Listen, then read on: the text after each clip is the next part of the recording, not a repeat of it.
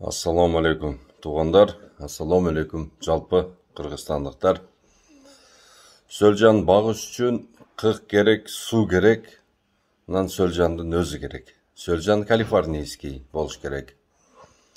Анан қықтың тұрғанына 4 айдан ашқан болуш керек. Сыртта жатқан қық болуш керек. Анан жатқанына 2 жылдан ашық болбош керек. Себебинде сөлжан жей турган эч нерсе калбай калат да. Анан кийин ушул сөлжанды саларда кыкты жуубаш керек. Кыкты нымдаш керек. Биздикилер жууп таштайт дагы. Мына сөлжандын жей турган азыктарын бардыгын жууп салып атышат. Азыр сөлжандын баасы 300 сом. Ошто Бишкекте сатылып атат. Бардык райондорго жөнөтүп беребиз, эгерде каалоочулар болсо. 1 килограмм сөлжан күнүгө 1 килограмм кыкты жеп 600 грамм биогумус чыгарып берет. Анан сөлжандын жашоо мезгили 12-13 жыл болот. Анан 1 жылда бир сөлжан эң эле аз дегенде 150 көбөйөт. 150 потомство берет.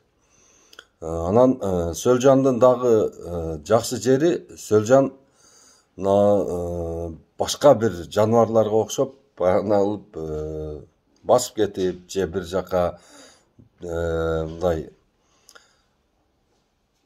соседтикине кирип кетип дегенде ошондой немелерди жасабайт. Ал ордунда эле жата берет. Анан бардык эле сурай берет да, жерге кирип кетпейби деп. Тугандар, бул калифорнийский сөлжан ошол таштанды да, анан кыкта эле жашай алат. Башка жакта жашай албайт. Жерден азык ала албайт. Анан сөлжан менен биздин сөлжан аралашып кетпейби дейт. Биздин сөлжан менен местный сөлжан менен калифорнийский аралашпайт. Себеби дегенде булар гемафродит болот. Булардын аралашуусуна эч кандай негиз жок. Гемафродиттер өздөрү менен өздөрү самооплодотворение болуп, өздөрү чоңое берет өзүн. Анан дагы көп суроолордон сөлжанга канча жолу суу бериш керек? Сөлжанга жайдын күнүгө бир маал суу берилет. Жаздын күнү 10 күндө бир жолу берилет. Күздүн күнү дагы 10 жолу 10 күндө бир жолу берилет. Кышта болсо күздө ошол жакшы бир сугарып туруп салып койсоңуздар, ошол нымдуулук менен жазга жетет. Анан кышта сарайда эмес, сыртта баккан жакшыраак болот экен. Эгерде сарайыңар муздак болсо, лучше сыртка баккан жакшы. Эгерде сарай утепленный болуп туруп, 24-27 градуста обеспечить кыла турган болсо, анда кышта дагы сугарып турушка туура келет.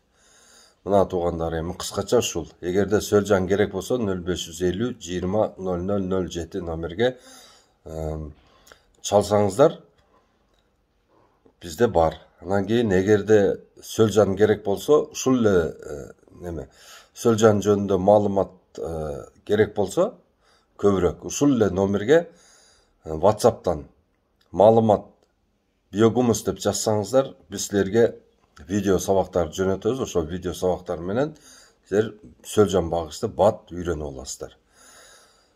Мына туугандар, эми бардыңыздарды ушул органикалык бизнеске чакырамын. Себеби дегенде дүйнө жүзү азыр ооруп атат, пандемия болушту, элдин бардыгы азыр иммунитет издеп атышат. А иммунитетти ошол мочавина, селитра, карбамоз, баягы ошол гербицид, пестицид, фунгицидтер бербейт экен. Таза органиканы ошол компост берет экен, анан биогумус, перегной берет экен. Ошон үчүн туугандар, бул жаңы башталды бул бизнес. Кудай кааласа, бул бизнести жасай турган болсоңуздар, силер ден соолукта болосуңар. Ошодон силер материалдык пайда да көрөсүңөр. Анан кийин ошол органикалык бизнести поддержка кылгандыгыңыздар үчүн Алла Тааланын астында дагы өтө чоң ажыр соопко ээ болосуздар. Себеби дегенде бирөөнүн ден соолугуна зыян берүү бул өтө жаман нерсе да. Мына азыр биздин дыйкандарыбыз билбей азотту өкүртүп салып атышат да. Бул деген өтө чоң күнөөлөрдүн бири болот туугандар. Ойлоңгула. Өзү положенный 70-90 килограмм болсо, азыр 500 килограмм, 1 тонна, 1,5 тонна берип атышат. Анан кийин мына гербицид, фунгицид, пестициддер мына ошол жан жаныбарлардын бардыгын өлтүрөт. Мына өзгөнгө шалы отогону барчу элек кичине кезибизде. Жылан менен бака деген толуп кетчү эле, балык деген. Азыр болсо ошолордун бардыгы жок болуп кеткен. Эмнеге жок болуп кетти? Ошол гербицидди, пестицидди сейип атып жок кылды. Мына ошолор кайра мына пестицид, гербицидди колдонбой, мына азыр шалыны отоп, мурдагыдай колу менен эле. Анан кийин мындай эмелерди салса, сонун кайра эле мурдагыдай ошол калыбына келтирсе болот ушу жаратылышыбызды. Ошон үчүн силерден суранамын, дыйкандар, багбандар, мына ушул шалы отургузгандар, бардыңыздар, туугандар, эски усулга, мурдакыдай, ушул ата бабаларыбыз жасагандай усулга өткүлө. Мына силер башка бирөөлөрдүн ден соолугуна зулум кылып атасыздар, ошонун эсебинен силер күнөөкөр болуп каласыздар. Ошого жооп берип калабыз. Мына азыр бизде тандоо бар да, мына органикалык кылып өстүрүлгөнү тандоо бар, анан кийин ошол химикалык кылып ким өстүрсө күнөөкөр болуп калат. Туугандар, ойлонгула, бизде толук шарт бар. Мына үстүндөгү зыянкечтерди энтомофаг менен тазалайлы. Астын болсо, тамырларын болсо биогумус менен азыктандырайлы. Анан кийин баягындай дагы ошол энтомофагдар өлтүрө албаган курт кумурскаларды эмне кылыш керек? Ошого эрименди кайнатып чачайлы. Мына толтура мындай ушундай биологический жолдору бар. Мына ошолорду пайдаланайлы, туугандарым. Анан кийин мына азыр өзүңүздөр көрүп атасыздар, мына күндөн күнгө оору көбөйүп кетти да. Ушул оорулар эмне деген көбөйүп атат? Мына ушул жеген ичкенибизден эле болуп атат. Мына туугандар, азыр Кыргызстан боюнча канча миң кафе бар. Ошол кафеде күнүгө ошол китайский туз менен ошол усилитель вкуса деп аталат, ошон глюкомат натрия дейт. Ошону менен элдин бардыгын уулап атат. Аны деген мамлекет башчылары глюкомат натрияны мамлекетке киргизгенди токтотуп кое турган болсо, элдер деген канча ден соолугунан пайда болот, элдин ден соолугуна. Ошону глюкомат натрияны катуу согуш ачып туруп, ошону жок кылышыбыз керек. Мына китайский конфеттерди алып келип атышат. Балдарыбызга мектептин астына коюп сатып атышат. Мына ошолорго бой беришибиз керек. Мына ошолорду жок кылышыбыз керек. Ага чейин биз жүрөрүбүз мынтип.